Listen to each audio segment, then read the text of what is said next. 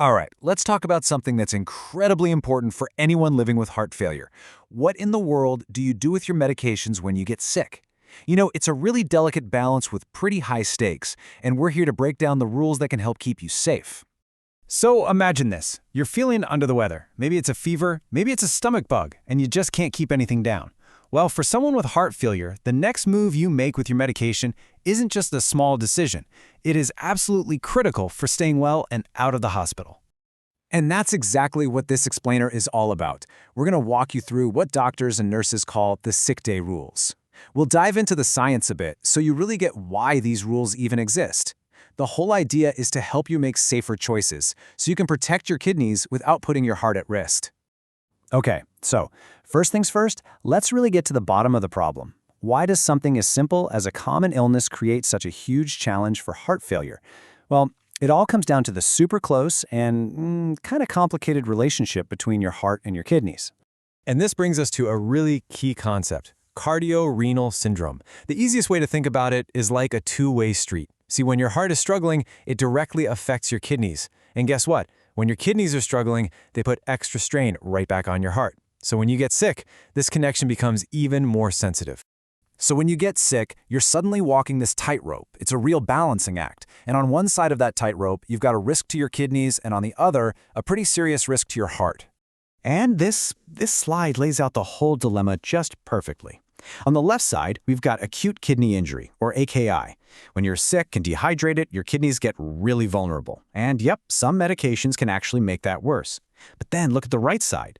If you stop the wrong meds, you risk fluid overload. That's congestion. That's when fluid backs up in your body and puts this immense strain on your heart and lungs.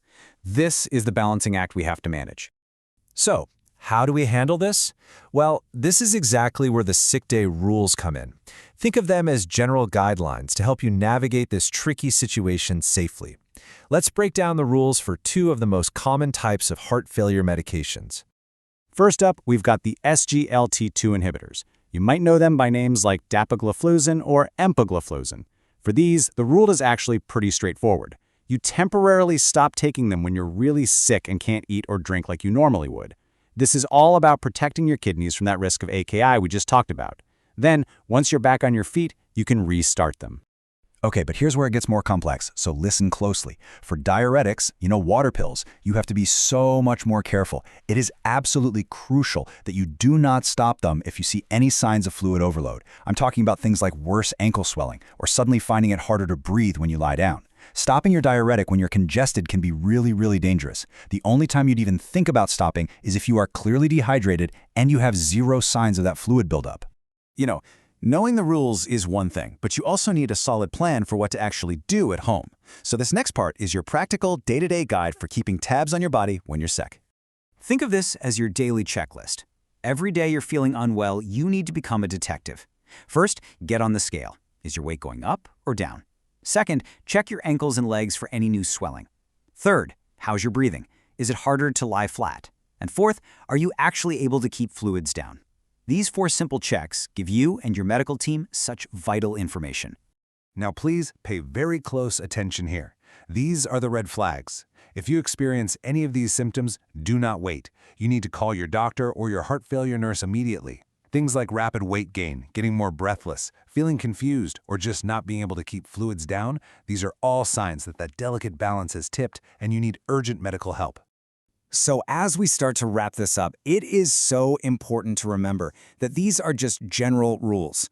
The absolute most important step you can take is to have a plan that is specific to you. And this quote right here from official guidance, it just sums everything up perfectly. What happens if you're showing signs of being dehydrated and congested at the same time? Well, this is the most complex scenario, and it is definitely not something you should try to manage on your own. The priority is to get a clinical assessment, not just to stop your meds. And this is exactly why having that open line of communication with your care team is so critical. And that brings us to our final and most crucial point. This explainer is a guide. It's meant to help you understand the why behind these sick day rules. It is absolutely not a replacement for professional medical advice. You must have a personalized sick day plan from your own clinical team. Use what you've learned here to have a more informed conversation with them so you're prepared before you even get sick.